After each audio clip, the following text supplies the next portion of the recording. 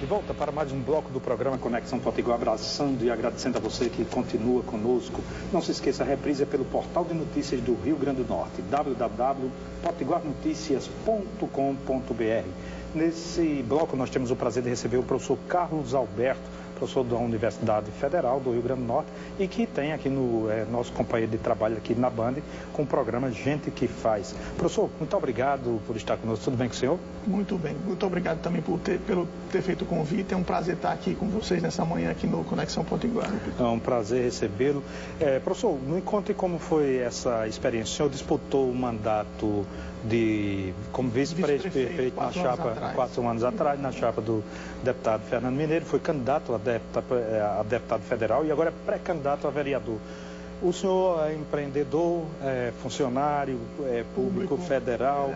O que lhe encanta, o que lhe motiva a ir para a disputa político-eleitoral em um tempo que a palavra política está quase que criminalizada? É verdade, Pinto Júnior. Meu objetivo é fazer uma política diferente. Eu tenho hoje, reúno algumas condições que me permitem uma estabilidade e não querer usar a política como profissão, né? Então, assim, minha atuação como professor já há quase 20 anos, como empresário, meus negócios estão bem encaminhados com minha família, eles gerem o negócio, meus filhos, minha esposa. Então, acho que reúno condições hoje. Me preparei muito na universidade, eu passei 20 anos lá, né? Como professor, né? Fiz mestrado, doutorado, e agora eu quero me dedicar à política, né? Então já venho nesse caminho, trilhando esse caminho. Tive em 2012 junto com o Mineiro, fui candidato a vice-prefeito. A gente teve uma eleição muito bonita, assim, foi uma campanha muito bonita.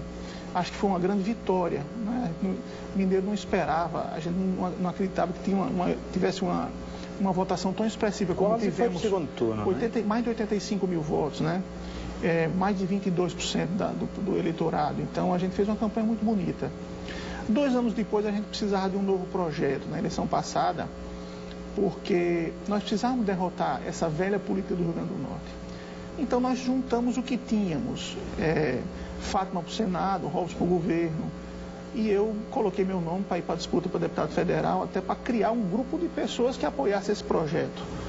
Fui bem votado, tive mais de 7 mil votos em Natal, tive mais de 11.858 no Rio Grande do Norte. É uma votação para quem faz uma campanha limpa, né? Uma campanha sem comprar eleitor, uma campanha com propostas propositivas. Eu acho que é uma eleição muito expressiva.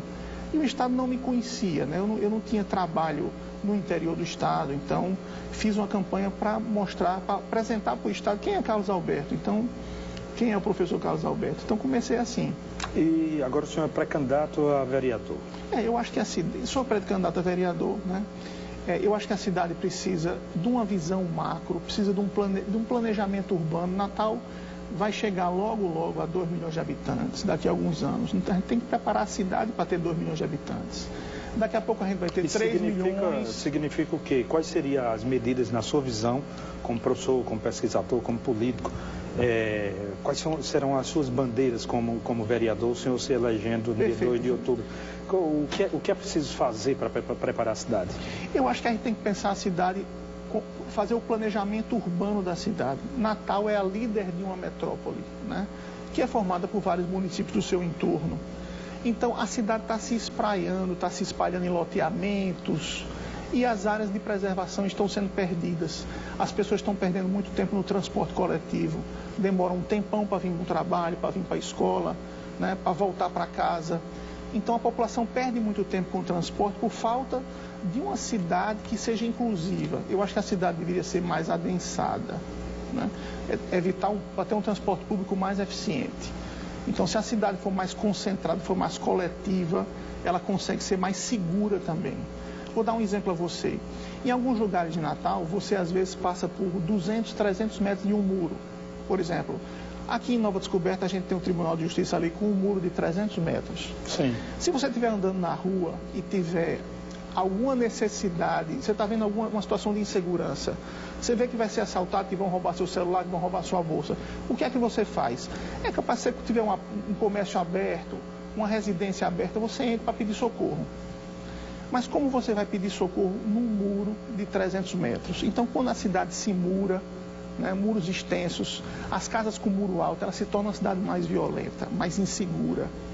Então a iluminação pública é muito deficiente, principalmente na periferia.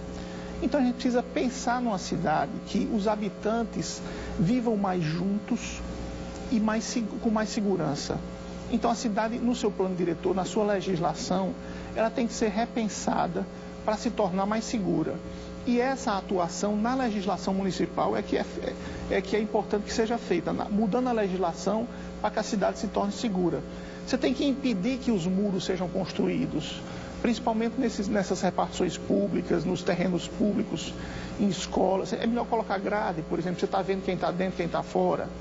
Mas isso tem que ser disciplinado. Talvez adotar câmeras, talvez fosse uma medida. Também, a gente vai ter que, por exemplo, nos centros comerciais dos bairros, a gente pode colocar câmeras nos centros comerciais de bairros, mas isso tudo tem que ser disciplinado. Por exemplo, no bloco anterior eu estava assistindo o professor Roberto falando sobre arborização. A arborização hoje em Natal é praticamente impossível de acontecer. Por quê? Porque, por causa da fiação nos postes. As árvores estão impedidas de crescer. Quando as árvores atingem uma estatura já mediana, elas são totalmente podadas para não atingir a rede elétrica. Nas cidades mais desenvolvidas do mundo, essa rede elétrica é toda pelo subsolo, por baixo das calçadas. Então a gente tem que dar um prazo para as concessionárias de TV a cabo, de energia, de telefonia, enterrarem essa tubulação.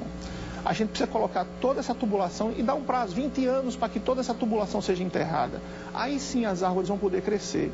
Mas a gente vê hoje, às vezes, algumas avenidas que os dois lados estão tubados por cabos e fios. Nunca nós vamos ter uma cidade arborizada. Isso é uma questão grave, realmente. E, professor, me fale da sua experiência no programa Gente que Faz. Estou lá o senhor dando oportunidade para os micro e pequenos empresários a contarem sua história, falarem de seus sonhos.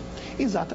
A ideia do programa foi trazer experiências positivas para a televisão, de pessoas que se sobressaem, se desdobram, se esforçam e querem fazer diferente na sua vida.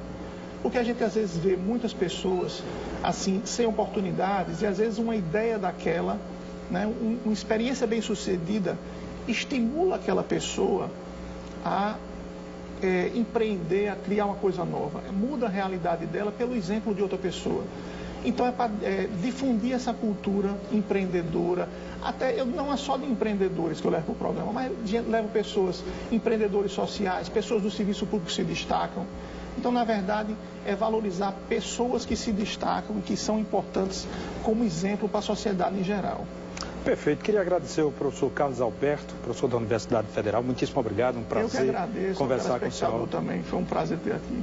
Lhe passo o Jornal Potiguar, notícia está nas melhores bancas do Rio Grande do Norte. E aqui a revista do Conexão Potiguar, que já está indo para o 12º ano de existência. Parabéns aí, professor Pinchon. Muito obrigado. Muitíssimo obrigado. Muitíssimo obrigado, querido telespectador, querida telespectadora, pela sua indispensável companhia.